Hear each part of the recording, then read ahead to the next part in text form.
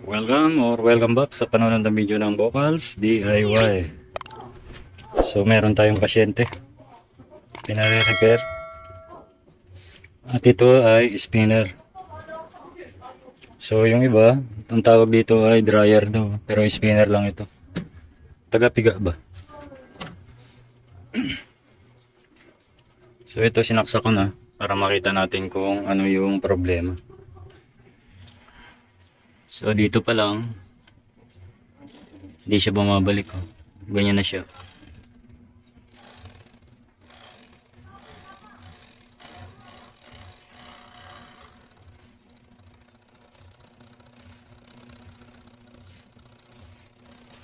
Buko natin tanggalin.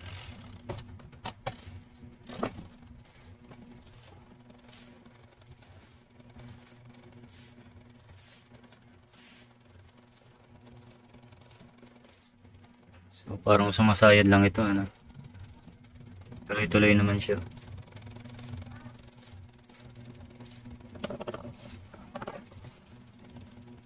Tuloy-tuloy. Pero hindi siya nag-on. So punutin muna natin.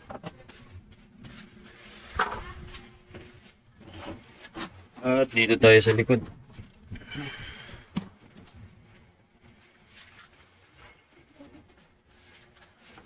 Madali lang naman ayusin to. Kasi may diagram na siya.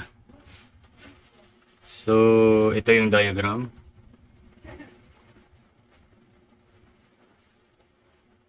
Ito yung motor, capacitor, timer, door switch, at ito yung linya.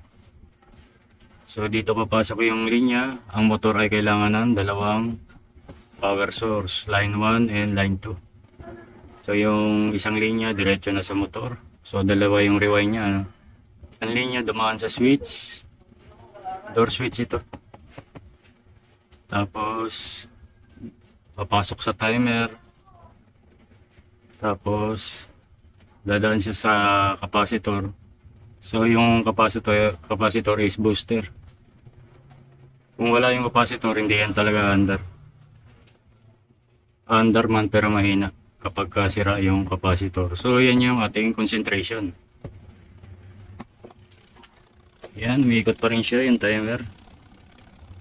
Since functional naman yung timer,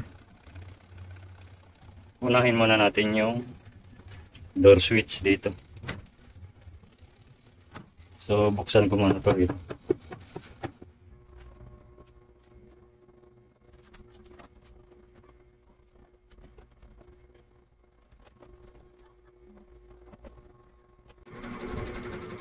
Okay, balik muna natin yung knob. So nabuksan na natin, ano. At nakasaksak na rin. So sinaksak ko na. I-on ko yung ayan, nag-on na. Ito yung sinasabi kong switch sa door switch.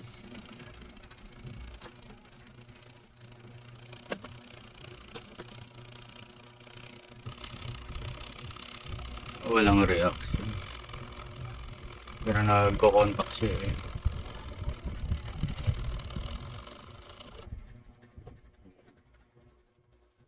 Alright, so walang reaction. Okay. Continue, di ba? Binunot ko na. So, na-check na natin to. Okay itong mga to. At saka rito sa door switch. So, dito tayo. Ang pinaka... Dahil sa nakikita naman natin nag-spark yung line 1. Yung switch kanina. So, ibig sabihin good yung linya. Yung isang linya na lang hindi natin nakikita, at saka capacitor at motor. So yun na lang yung checkin natin. So bubuksan natin to.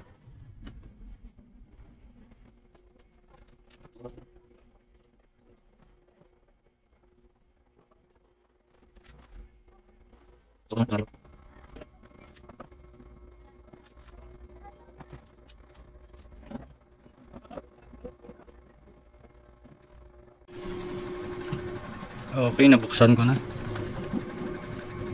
Uy, ang init ng motor. At pag inikot ko yung ano, yun, naiikot siya. So ibig sabihin naka pre-wheel yung motor. At walang indikasyon na ibig sabihin stock up yung shafting natin dahil umiikot yung motor eh. So pre-wheel siya. Mainit, so ang checkin muna natin pag ginalaan yung motor. Ito muna ang capacitor.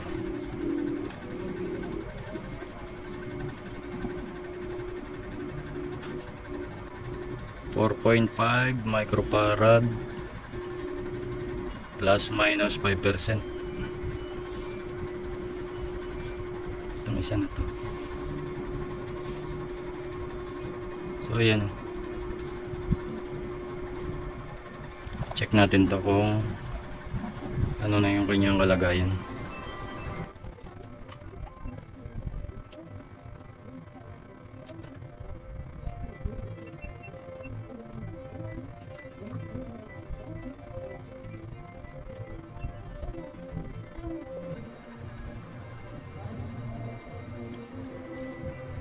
Bagsak na siya. Bagsak ng 1 farad.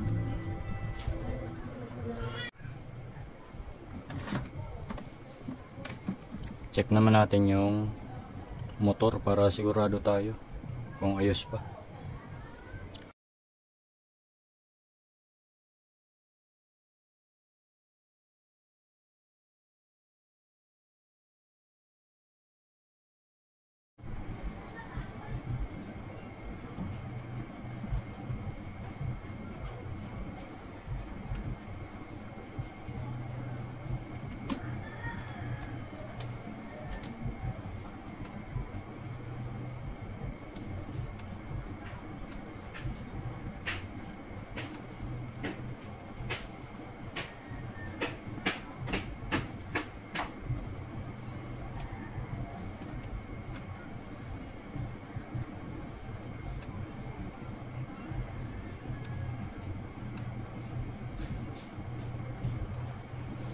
Okay, good.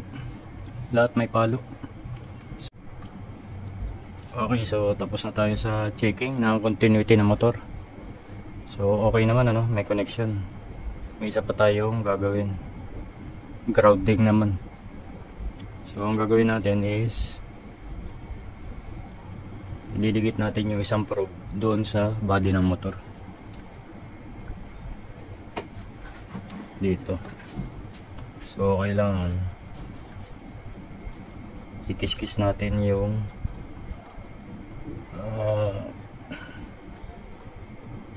ikis-kis natin yung isang probe doon sa body ng motor at saka idikit para sure tayo.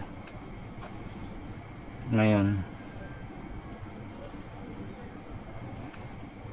checkin natin.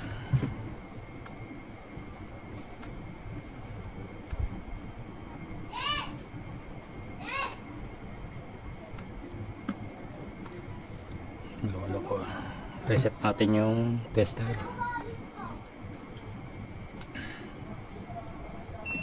Ayan. So yung isang probe nakadikit sa body ng motor. Then check natin. Patay ka, matanda ka. May reading din.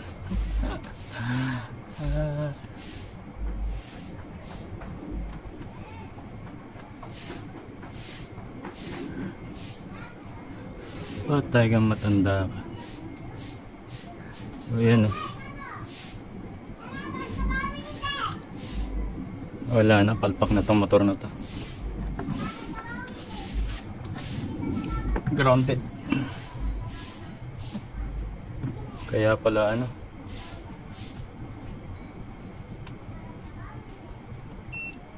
kaya pala hindi siya umuugong, umiinit lang.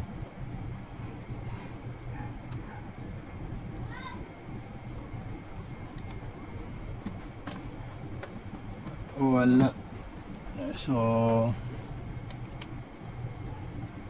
nadali na natin ang problema.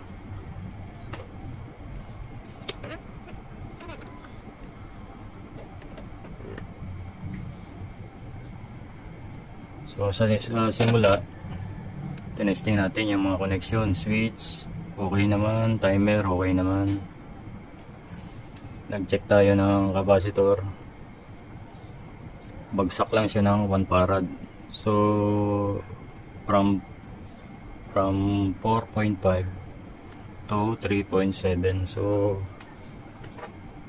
minimal ano, minimal. Ang akala ko nga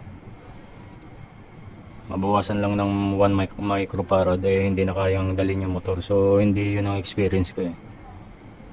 Kaya nag-check tayo ng motor. So finally, check natin yung motor. May mga connection nga. Busted yung ating motor. Ayun ito, konsultahin muna natin si customer kung ipagagawa niya pa ba. Kasi ang motor medyo 500 din ito mahigit eh.